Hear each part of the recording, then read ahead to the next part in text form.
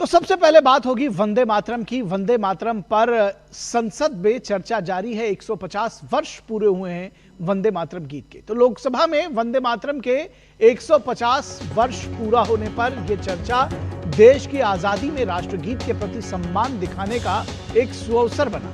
चर्चा की शुरुआत करते हुए प्रधानमंत्री मोदी ने कहा कि वंदे मातरम केवल गीत या भावगीत नहीं है, यह प्रेरणा है। राष्ट्र के लिए झकझोरने वाला ये गान है। ये भाव हम सबको जोड़ता है। लेकिन इस महान कृति के साथ विश्वासघात क्यों? पीएम ने सवाल पूछा। पीएम मोदी ने सवाल उठाया, जो वंदे मातरम महात्मा गांधी को राष्ट्रगान के रूप में दिखता था, उसे विवादों में आखिर क्यों घसीटा गया? मुस्लिम लीग ने 1937 में इसका विरोध किया, लेकिन पंडित नेहरू ने इसकी निंदा नहीं की।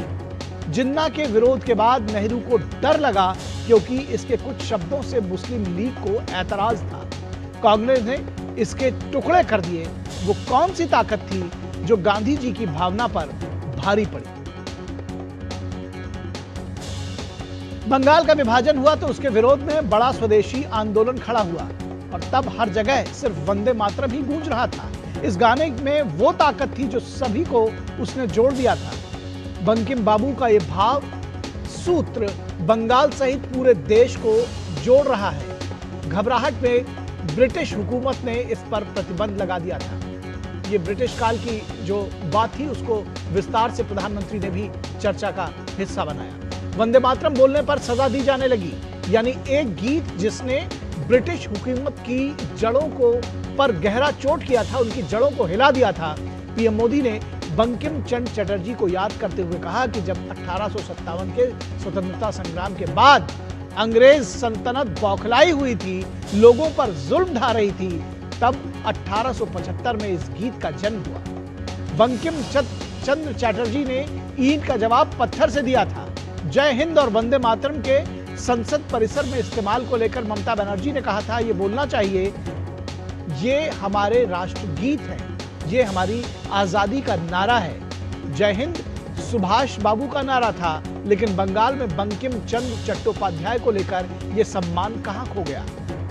समाजवादी पार्टी के नेता अखिलेश यादव ने कहा कि बीजेपी हर चीज को स्वतंत्रता से जोड़ती है, बीजेपी उसे जल्दी में अपना रही है। अखिलेश ने कहा कि वंदे मातरम जोड़ने वाला साबित हुआ है, लेकिन जिन्होंने आजादी की लड़ाई में लड़ी ही नहीं, जो उसमें हिस्सेदार नहीं थे, वे भी वंदे मातरम पर गर्व करने लगे हैं। वे इसका महत्व क्या जाने? कांग्रेस सांसद गौरव गोगोई ने कहा कि मुस्लिम लीग कहती थी कि पूरे वंदे मातरम का बहिष्कार करना चाहिए। मुस्लिम लीग को यह अधिकार कहां से मिला? मौलाना आजाद ने साफ कहा था कि मुझे वंदे मातरम पर कोई आपत्ति नहीं है। यह फर्क था मौलाना आजाद और जिन्ना के बीच। हम पहली दो लाइन गाएंगे, लेकिन एक बड़ा सवाल यह है कि वंदे मातरम जो हमारा राष्ट्रगीत है, जो जनगण मन से बहुत पहले लिखा गया था, लेकिन क्यों हम उसे टुकड़े में राष्ट्रगीत गाते रहे? राष्ट्रगान को लेकर बाल गंगाधर तिलक इसके सबसे बड़े पक्षधर थे। रविंद्रनाथ ठाकुर खुद इस गीत का सम्मान करते थे, लेकिन क्या सिर्फ तुष्टीकरण के लिए इसे नजरअंदाज कर दिया गया? यह बड़ा सवाल है। तो ये बड़े सवाल 150 वर्ष बाद भी पूछे जा रहे हैं और पूछे जाएंगे। इसका जवाब जिम्मेदार लोगों को देना चाहिए। प्रधानमंत्री नरेंद्र मोदी ने लोकसभा में चर्चा के दौरान कहा कि भारत माता समृद्धि की देवी है और दुश्मनों के सामने चंडी भी है। वंदे मातरम के भारत के सामर्थ्यशाली स्वरूप को प्रकट करते हुए आपने लिखा था, तम ही दुर्गा दश प्रहरण धारिणी, कमला कमलदल विहारिणी, वाणी विद्या दायिनी, नमामि त्वाम नमामि कमलाम, अमलाम अतुलाम, सुजलाम सुफलाम, मातरम वंदे मातरम। अर्थात भारत माता ज्ञान और समृद्धि की देवी भी है और दुश्मनों के सामने अस्त्र शस्त्र धारण करने वाली चंडी भी है। अध्यक्ष जी, ये शब्द, ये भाव, ये प्रेरणा गुलामी की हताशा में हम भारतीयों को हौसला देने वाले थे।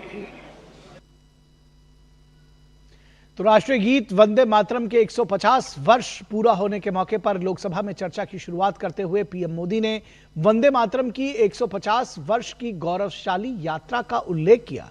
पीएम ने वंदे मातरम की कई ऐतिहासिक पड़ावों का रेखांकन किया। उन्होंने कहा कि यह यात्रा सरल नहीं रही है। वंदे मातरम की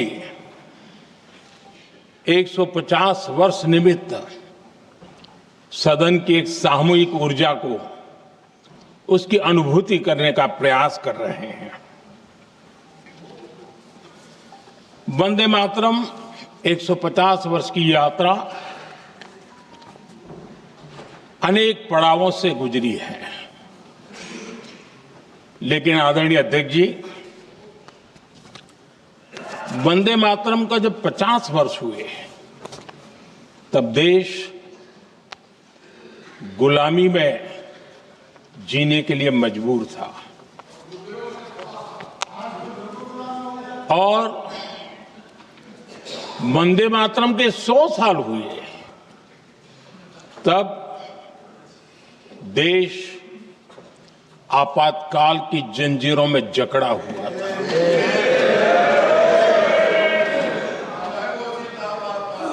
जब वंदे मातरम 100 साल के अत्यंत उत्तम पर्व था, तब भारत के संविधान का गला घोंट दिया गया था। जब वंदे मातरम 100 साल का हुआ, तब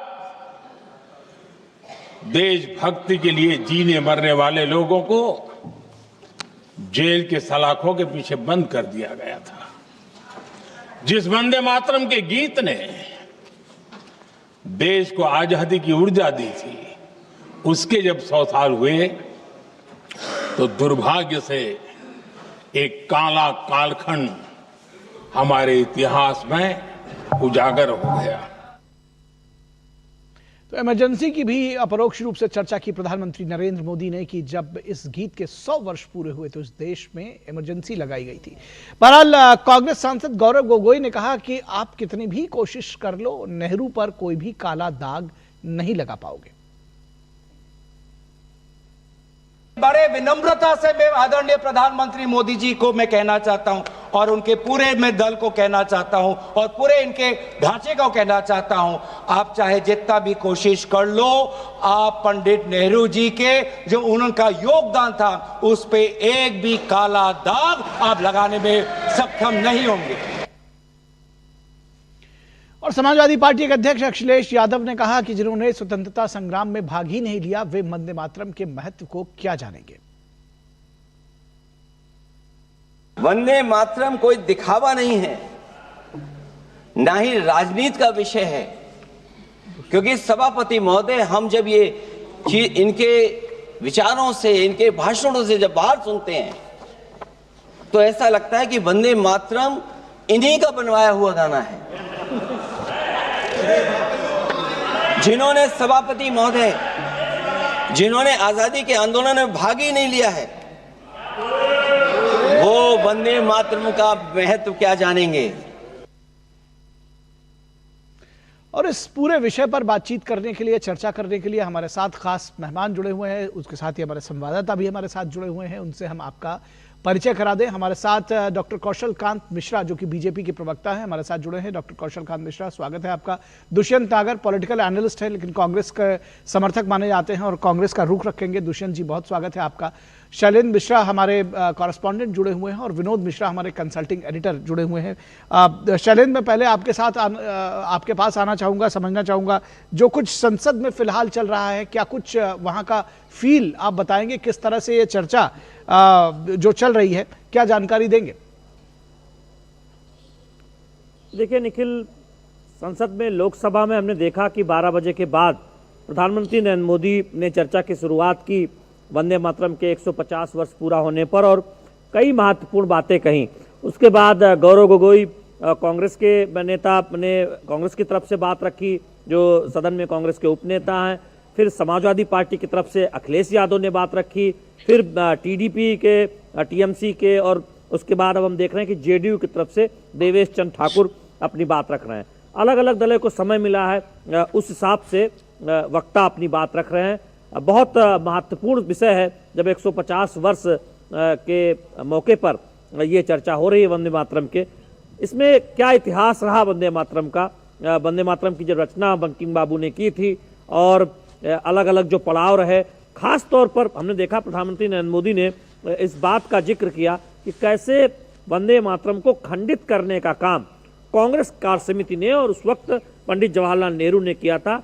जिन्ना ने जो एक बयान दिया था, जो एक आपत्ति उठाई थी, और मुस्लिम लीग ने उस पर घुटने टेकते हुए दरअसल ये काम कांग्रेस पार्टी और उस वक्त नेहरू जी ने किया था। और वो कांग्रेस आईएनसी नहीं एमएमसी बनी हुई है तब से लेकर अब तक। ये बात एक तरह से देखें, एक करारा आरोप कांग्रेस पार्टी की जो तुष्टीकरण को लेकर की जो नीति रही है तुष्टीकरण की, उस पर प्रधानमंत्री नरेंद्र मोदी ने लगाया था। उसके बाद हम देख रहे हैं कि तमाम जो वक्ता चर्चा में हिस्सा ले रहे हैं वो इस विषय के बहाने दरअसल एक तरह से एक दूसरे पर आरोप प्रत्यारोप या फिर सरकार पर आरोप, जो अगर विपक्ष के नेता हैं तो लगा रहे हैं। कई बार चेयर की तरफ से कहा भी जा गया है कि विषय पर ही आप फोकस करें, लेकिन कुल मिलाकर देखें तो एक बहुत दिलचस्प चर्चा देखने को मिल रही है। खासतौर पर युवा पीढ़ी के लिए उसे जानने समझने का मौका मिल रहा है कि वंदे मातरम की रचना से लेकर अब तक का इतिहास क्या रहा और कब वंदे मातरम खंडित किया गया।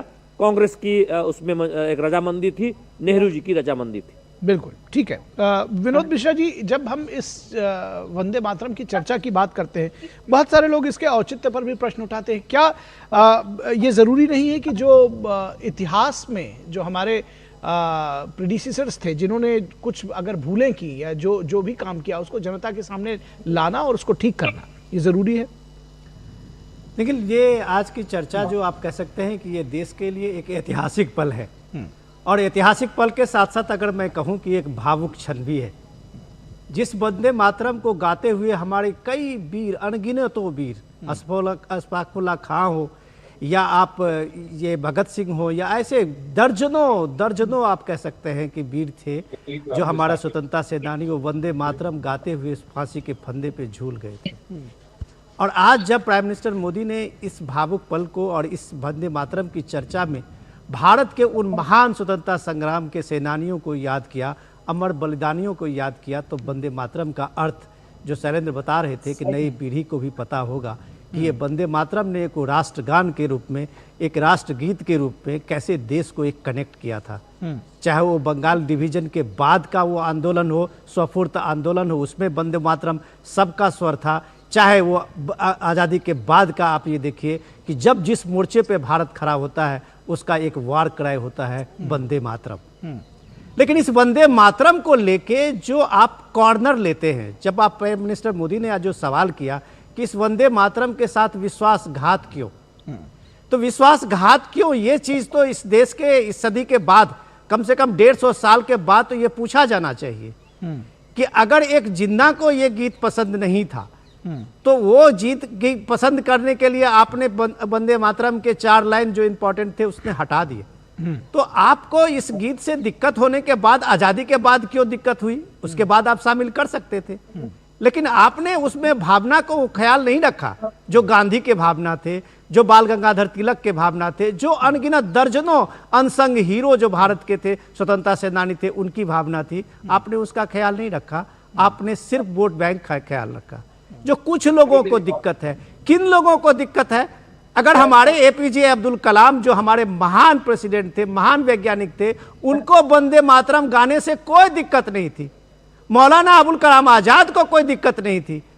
अभी रहमान साहब का गीत है कि माँ तुझे सलाम, माँ तुझे सलाम और वंदे मातरम में क्या फर्क है? इन सो कॉल्ड सेकुलरिस्ट को समझाना चाहिए कि वंदे मातरम जब हम गाते हैं और माँ तुझे सलाम या रहमान गाता है, दोनों में क्या फर्क है? कि आप वंदे मातरम कहते ही आप एक तरह से एक तर्क देना शुरू करते हैं। तो भाई इसी तर्क के आधार पर आपने पाकिस्तान, इंडिया पाकिस्तान का डिवीजन करा दिया था। तो आप इस तर्क को कितना दिन जिंदा रखेंगे इस भारत में, जो भारत के वंदे मातरम, भारत की पहचान, भारत के स्वाभिमान, भारत के राष्ट्र के रूप में उसकी एक सार्वभौमिकता, उसका एक गान है। ठीक है, अब राष्ट्रगीत में उसको नहीं शामिल किया गया, लेकिन गान के रूप में कम से कम वंदे मातरम का वो सम्मान होना चाहिए। बंकिम चंद्र चटर्जी इस भाव से नहीं लिखा था कि आने वाले समय में कुछ दिन के बाद इसके टुकड़े टुकड़े हो जाएंगे और उसको कांग्रेस की सभा में कही जाएगी कि ये हम कुछ छंद गाएंगे, बाकी नहीं गाएंगे। ये अस्वीकार्य है। ठीक है दुष्यंत नागर, बहुत सारे सवाल हैं और सबसे बड़ा सवाल ये है कि जो पूछा जा रहा है कि वंदे मातरम के साथ विश्वासघात क्यों, और एक बात ये भी सामने आती है कि अगर इतिहास में कुछ भूलें हुई है आपके प्रीडिसेसर से, वो हमारे भी हैं आपके भी हैं कॉमन, और तो उसको स्वीकार करके आगे बढ़ना ही बेहतर तरीका है। जी बिल्कुल, आपने ठीक कहा। नेहरू जी के ऊपर बहुत सारे प्रश्न माननीय प्रधानमंत्री जी ने संसद के अंदर, विदेश यात्राओं पे और अलग अलग भाषणों में उठाए हैं, लेकिन देश को ये भी बताना चाहिए कि पूर्ण स्वराज्य का नारा नेहरू जी से पहले किसने दिया था। नेहरू अकेले वो नेता हैं कांग्रेस के जिन्होंने बंटवारे का विरोध किया। नेहरू वो नेता हैं जिन्होंने कहा कि मुझे पूर्ण स्वराज चाहिए। कांग्रेस एक मत नहीं थी, लेकिन फिर भी नेहरू जी ने उस प्रस्ताव को पास कराने का काम किया। नेहरू जी ने इस देश के लिए वो सपने जो देखे, आज जो मूर्त रूप लेके हमारे समक्ष खड़े हैं, वो भारत की भव्यता को दिखाते हैं, नेहरू की दूरदर्शी सोच को दिखाते हैं। लेकिन पता नहीं हमारे विनोद मिश्रा जी को क्या है, रोज नेहरू पे प्रश्न उठाते हैं, हर चीज के लिए नेहरू जी को जिम्मेवार ठहराते हैं। मिश्रा जी, किसी दिन मुझे लगता है कि आप पृथ्वीराज चौहान की पराजय और हेमू की पराजय के लिए भी नेहरू जी को जिम्मेवार ठहरा दें। आपको कम से कम नेहरू जैसे महान नेता के लिए सद्भावनापूर्ण शब्दों का चयन करना चाहिए। आप हमेशा देश के प्रथम प्रधानमंत्री के साथ न्याय नहीं करते, सदैव अन्याय पूर्वक बातें करते हैं। नेहरू ने वो महान व्यक्ति है जिसने 9 वर्ष से अधिक जेल में काटे, जिन्होंने अपना पूरा जीवन भारत की स्वतंत्रता के लिए समर्पित कर दिया। दुष्यंत नागर जी, उनके योगदान पर कोई प्रश्न नहीं उठा रहा है। आप मतलब मुझे ऐसा लग रहा है कि जैसे आप कोई मतलब भाषण देने लगे नेहरू जी के ऊपर, उनके योगदान पर कोई प्रश्न नहीं उठा रहा है। लेकिन जो कार्य हुए हैं, जो उन्होंने किया है, और खासतौर पर अभी जो चर्चा हो रही है हमारी, ये वंदे मातरम पर हो रही है। वंदे मातरम पर उनका क्या रुख रहा? 1937 के कांग्रेस का जो फैजाबाद अधिवेशन था, उसमें मुस्लिम लीग ने विरोध किया, नेहरू जी चुप्पी छाई रही, 2 स्टैंजा केवल ले लिए गए। ये सारे सवाल हैं, इन पर जवाब दीजिए। तो जो लोग थे करता धरता, उन पर सवाल उठेंगे, उठाए जाएंगे। उनकी बाकी चीजों पर हम अभी यहाँ पर प्रश्न नहीं कर रहे, डिबेट नहीं कर रहे। सर, नेहरू जी ने 1946 में जब कार्यकारी सरकार का नेतृत्व करने का काम किया तो उन्होंने अपनी सारी संपत्ति दान कर दी। ये नेहरू है, ये नेहरू का चरित्र है। नेहरू जी ने सपना देखा। हम कहाँ उनके चरित्र पर प्रश्न उठा रहे हैं? बिल्कुल, हम तो उनकी तुष्टिकरण की सियासत पर प्रश्न उठा रहे हैं। उन्होंने अपनी ठीक है संपत्ति दान दे दी होगी, लेकिन उन्होंने ये भी इस बात की भी सारी व्यवस्था बनाए रखी कि उनको जो है सत्ता में वो बने रहें। इस बात की उन्होंने व्यवस्था बनाए रखी। यही वजह थी। ये जो आरोप उनके ऊपर लग रहे हैं, वो ये सीधा लग रहा है कि तुष्टिकरण का आरोप था। देखिए जी, बंटवारे की बात किसने की? बंटवारा द्वैराष्ट्र सिद्धांत सबसे पहले किसने दिया? स्वीकार किसने कर लिया? फिर अब आप द्विराष्ट्र सिद्धांत और बंटवारे की बात करेंगे तो यह भी पूछा जाएगा स्वीकार किसने कर लिया, आखिर क्यों हो गया? पार्टी ने नहीं किया। सिद्धांत भी पहले अल्लामा इकबाल ने दिया था एक किताब में, वो भी आप जान लीजिए। बात नहीं हो रही अभी, सिद्धांत की बात नहीं हो रही है। स्वीकार किसने किया? किसने लाखों लोगों के लाशों पर बंटवारे को स्वीकार किया? सबसे पहले किया था। किसने लाखों लोगों के बंटवारे पर? अहमद खान ने उसे अपनाया था। मिश्रा के पास जाऊंगा, ठीक है, कौशल कांत मिश्रा के पास जाऊंगा। कौशल कांत मिश्रा, ये आपको लगता है कि इस तरह की जो बहस है, बार बार ये कहा जा रहा है कि नेहरू जी तो महान थे, जाहिर तौर पर वो देश के पहले प्रधानमंत्री थे, उन्होंने बहुत सारे काम किए, लेकिन प्रश्न उन विषयों पर जरूर उठाया जाएगा जहां पर आज तकलीफ हो रही है। सबसे पहले तो दुष्यंत जी, मैं आपसे ये कहना चाहूंगा कि नेहरू जी ने इतना कुछ किया है भारत वर्ष के लिए, शायद तभी हम यहाँ बैठे हुए हैं, लेकिन जो उनकी कमियां हैं, हम उन्हें अपना प्रधानमंत्री मानते हैं। कांग्रेस मोदी जी को अपना प्रधानमंत्री माने या ना माने, पर हम अपने भारतवर्ष का पहला प्रधानमंत्री नेहरू जी को मानते हैं और मानते रहेंगे, क्योंकि सच्चाई है। उन्होंने बहुत सारे काम किए जिनकी आप बात करते हैं, तो जो उनकी कमियां हैं उस पर भी डिस्कशन होना चाहिए, क्योंकि अगर इतिहास में जो गलतियां हुई अगर हम उससे सीखेंगे नहीं और सीख करके अपने को करेक्ट नहीं करेंगे तो आने वाला भविष्य हमें ही मूर्ख साबित करेगा। इसलिए ये कहना कि हम किसी के ऊपर इसलिए आक्षेप कर रहे हैं क्योंकि हमारा कोई इंटरेस्ट है, नहीं जी, हम सच्चाई बता रहे हैं कि जो नेहरू ने गलतियां की हैं वो गलतियां दोबारा कांग्रेस ना करे, दोबारा देश में ना रिपीट हो, उसी के लिए डिस्कशन हो रहा है। और आज वंदे मातरम के 150 साल हो गए हैं, अगर वंदे मातरम पे डिस्कशन नहीं होगा तो आखिर होगा किस चीज पे?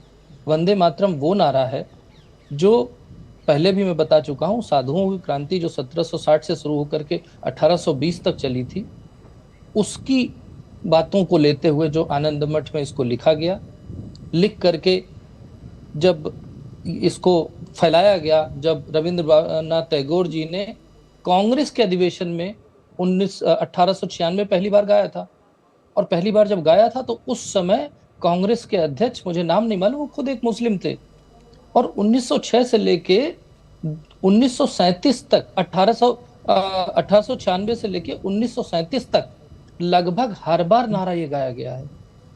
पहली बार विरोध तब हुआ था जब पूना में हो रहा था और वहां पर ये गाना गाया जा रहा, तो कांग्रेस के अध्यक्ष, मुझे नाम नहीं मालूम, मुस्लिम थे, वो स्टेज छोड़ करके उतर गए थे, तब पहली बार विरोध का स्वर शुरू हुआ था। उसके पहले भी स्वर शुरू हो चुका था 1906 के आसपास। आपको समझना पड़ेगा कि प्रॉब्लम क्या है।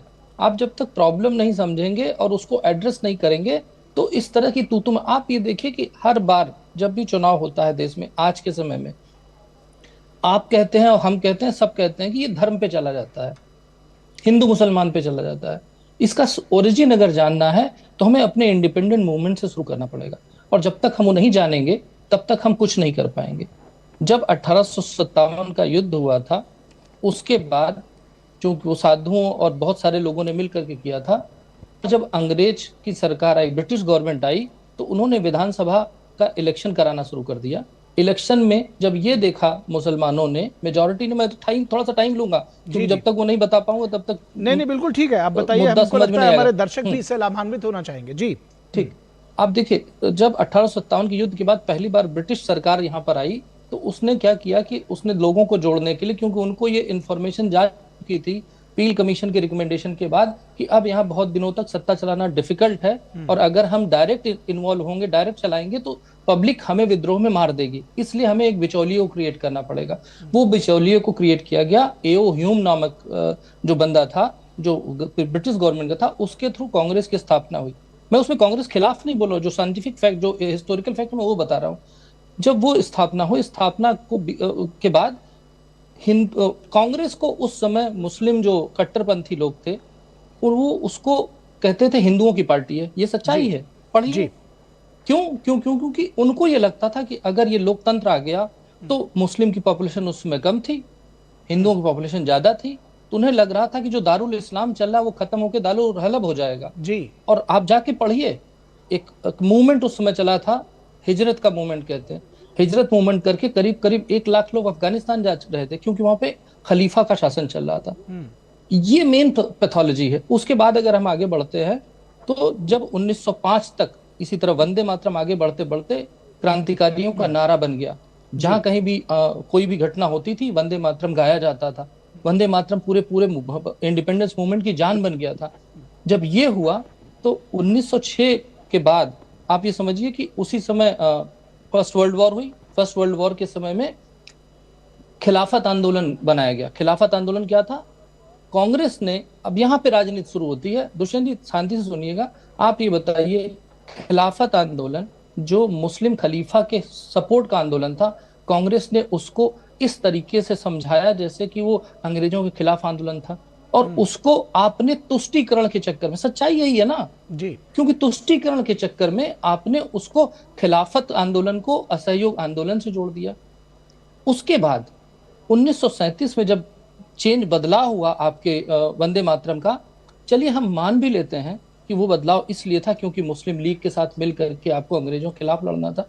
तो मेरे दोस्त ये बताइए दुष्यंत जी, जब देश आजाद हो गया, जब वो कट्टरपंथी ग्रुप जो था वो पाकिस्तान लेकर के चला गया, तो क्या उस समय जरूरी नहीं था कि हम राष्ट्रीय गान को, वंदे मातरम को पूरा रखते?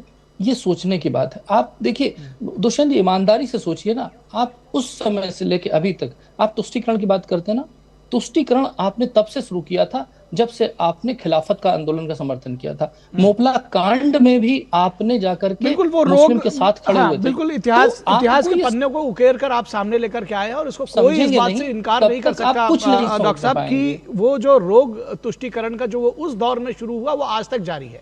शैलेंद्र हमारे साथ बने हुए। शैलेंद्र, हम बहुत जल्दी से आपसे जानना चाहेंगे कि ये जो अभी इतिहास पर चर्चा हो रही है, मैं आ रहा हूं आपके पास आऊंगा दुष्यंत जी। उससे पहले शैलेंद्र, मैं आपके पास ये जानना चाह रहा हूं कि ये जो सारी चर्चा हो रही, इतिहास से सबक लेने की जो बात कोशिश हो रही है, दरअसल इसमें बहुत सारे ऐसे भी लोग हैं जो पॉलिटिकल स्कोर्स सेटल करने में व्यस्त है, उनको लगता है कि ये मौका है।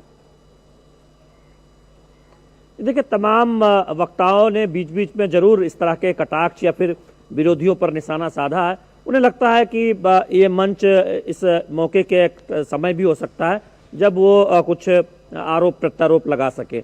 लेकिन वंदे मातरम पर 150 वर्ष पूरा होने पर ये चर्चा दरअसल हमें ये याद दिलाती है कि अगर उस वक्त 1937 में यह ना हुआ होता तो शायद बाद की तमाम जो तुष्टीकरण की घटनाएं हैं जो कांग्रेस के सरकारों द्वारा की गई वो ना हुई होती। अगर आप हाल ही में अभी कुछ एक दशक पहले देखें या थोड़ा और पहले चले जाएं तो फिर जिस तरह से अल्पसंख्यक संस्थानों से SC/ST आरक्षण खत्म किया गया वो भी ना हुआ होता, या फिर आप साहबानों का प्रकरण देख लें, उस वक्त तुष्टीकरण का जो आरोप लगे कांग्रेस पे वो भी ना हुआ होता। और अगर आप वंदे मातरम के उस वक्त खंडित करने को नेहरू जी ने मंजूरी नहीं दी होती है कांग्रेस कार्य समिति ने, तो शायद मुस्लिम लीग और जिन्ना का इतना मन भी नहीं बढ़ा होता कि वो आगे जाकर विभाजन की मांग को इतना और मजबूती से रखते, या फिर और उसके बाद कांग्रेस की सरकारों ने जो तुष्टीकरण के तमाम फैसले लिए दबाव में। बिल्कुल, और सबसे बड़ी बात है कि चर्चा भी हो रही है तो निश्चित जी, सबसे बड़ी बात यह है कि ये सिर्फ कांग्रेस तक सीमित नहीं रह गया तुष्टीकरण।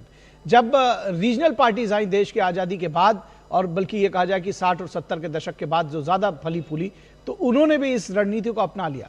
तो कहीं ना कहीं ये निश्चित तौर पर घातक रहा। दुष्यंत, अगर जी आपको लगता है कि ठीक है, इतिहास में बहुत सारी चीज़ें थी, इतिहास के बाद जब भारत आज़ाद हो गया था तो कम से कम इन चीज़ों को बदलने की ज़रूरत थी। मैं थोड़ा सा खिलाफत पे कुछ प्रकाश डालना चाहता हूं, अगर आप अनुमति दें। जी जी। देखिए, कौशलेंद्र जी ने बड़ी अच्छे तरीके से बात कही, मैं उनकी बात का बहुत समर्थन भी करता हूं, सही व्यक्ति हैं।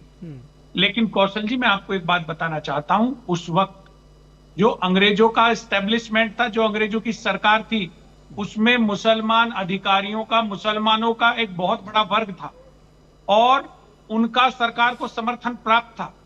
खिलाफत के कांग्रेस को सपोर्ट करने के बाद में मुसलमान धर्म को मानने वाले लोग अंग्रेजों की सरकार से दूर हो गए और कांग्रेस के नजदीक आए। तो आप उसके फायदे को भी सोचिए, जिससे अंग्रेज सरकार कमजोर हुई, उसका भी एंड रिजल्ट क्या हुआ? लेकिन एंड रिजल्ट क्या हुआ उसका? अंग्रेज कांग्रेस के नजदीक आए, तुष्टीकरण की वजह से फैसला किया गया था। आप एक बात बताइए, एंड रिजल्ट हुआ कि 1947 में देश बढ़ गया। लोग थे, जो धर्मांध लोग थे, जिन्होंने 1192 के बाद भारत में इन्वेजन किया, आप उनसे क्या उम्मीद कर सकते थे? तो वो उम्मीद तो आपको 1937 में सोच लेनी चाहिए वो होना था। बल्कि ये कहा जाए कि जब आप सदियों की एक वो चली आ रही थी। ठीक है, ये तो तर्क देने के लिए ठीक है, तर्क आप दे सकते हैं, लेकिन उस तर्क की कसौटी में तभी कसा जाएगा जब उसका रिजल्ट देखा जाएगा। और आपने कहा कि जिस तरह से उन्होंने खिलाफत आंदोलन का समर्थन किया कि मुस्लिम उनके समर्थन में आ जाए, तो समर्थन में आ गए, तो उसका रिजल्ट क्या रहा कि देश 1947 में बट गया। कुछ कहना चाह रहे हैं डॉक्टर कौशल कांत जी? ठीक है, भी तो देखिए, भारतवर्ष आजाद हुआ, मुसलमान ने बराबर, पाकिस्तान भी बन गया भाई साहब, पाकिस्तान भी बन गया। मैं उस डिटेल में नहीं जाना चाहूंगा कि कौन कौन से देश उस दशक में, उस एक दशक में कितने देश आजाद हुए, मैं उस डिटेल में नहीं जाना चाहता। आप भी जानते हैं भारत के अलावा और भी बहुत सारे देश आजाद हुए। मैं आजादी के आंदोलन पर कोई प्रश्न नहीं उठा रहा हूं, लेकिन मैं ये कह रहा हूं कि पाकिस्तान भी बन गया, साथ साथ ये भी रहा। कौशल कांत जी। दुष्यंत जी, कम से कम आप आज खुल करके बात तो कर रहे हैं, मुझे इस बात की खुशी है। आपको ये समझना पड़ेगा कि आपने मुस्लिम लीग का समर्थन लिया, पर क्या मुस्लिम लीग के ऑब्जेक्टिव को पढ़ा आपने? मुस्लिम लीग का पहला ऑब्जेक्टिव था मुस्लिम इंटरेस्ट, लिखा हुआ है। दूसरा ऑब्जेक्टिव था अंग्रेजों को खुश करना। ये दो इंटरेस्ट है मुस्लिम लीग के। इस दो विचारधारा, जो दो इंटरेस्ट हैं, ये दोनों इंटरेस्ट देश के खिलाफ थे। ये दोनों इंटरेस्ट ये बताते हैं कि तुष्टीकरण से भरे हुए थे। और अगर कोई भी उस समय का दल था, अगर उसने मुस्लिम लीग जैसे खतरनाक लोगों को अपने साथ लिया, तो ये समझ लीजिए वो गलती थी और उसको मानना चाहिए। कोई गलत बात नहीं है, गलती हो सकती है, और अगर गलती हो सकती है तो उस पर चर्चा करने में कोई नुकसान नहीं है। आप ये समझिए कि 1906 के आसपास, अगर मैं ठीक से याद कर पा रहा हूं, तो 30 दिसंबर 1906 को ढाका में मतलब वहां के नवाब थे, नाम मुझे नहीं याद है, आगा खां को पहला प्रेसिडेंट बनाया था। मुस्लिम लीग का हेडक्वार्टर लखनऊ में बनाया गया। उसके बाद दूसरा सम्मेलन उन्होंने शायद कराची में किया था, जहां पर अपनी बात को रखा। और उन्होंने उनके ही लोगों ने मिलकर के एक अलीगढ़ विश्वविद्यालय बनाया था, जो दारुल हरब की बात करते थे, दारुल इस्लाम की बात करते थे। जाके पढ़िए दुष्यंत जी, एक अलीगढ़ विचारधारा है। उस विचारधारा में ये लिखा गया है, ये पढ़ाया जाता था वहां पर। और ये पढ़ने इसलिए जरूरी है ताकि इतिहास को समझे, उनसे सब इतिहास को जब तक हम जानेंगे नहीं, तब तक हम आपको लगता है कि कैसे मतलब समझ ये जो पाएंगे? बहस है, ये अनुमति से मैं एक लाइन कहना चाहता हूँ। जी जी कहिए। सर देखिए, जहां मुस्लिम लीग थी जो एक इस्लामिक राष्ट्र की बात कर रही थी, मुस्लिम ऑब्जेक्ट्स को प्राथमिकता दे रही थी, तो वहां आरएसएस भी थी जो एक हिंदू राष्ट्र की बात कर रही थी। आरएसएस का पैदा ही 1925 में हुआ है दुष्यंत जी, क्या है लोगों को विनोद जी, अब आप सुनिए, आपने नागर साहब, अरे आपका मैंने बहुत इतिहास ज्ञान सुना, थोड़ा सा हमारा भी आप सभी को रोकेंगे, आप सभी को रोकेंगे। यहाँ से सीधे लिए चलेंगे लोकसभा, जहां पर अनुराग ठाकुर अपना वक्तव्य दे रहे हैं। आज स्वयं प्रधानमंत्री जी ने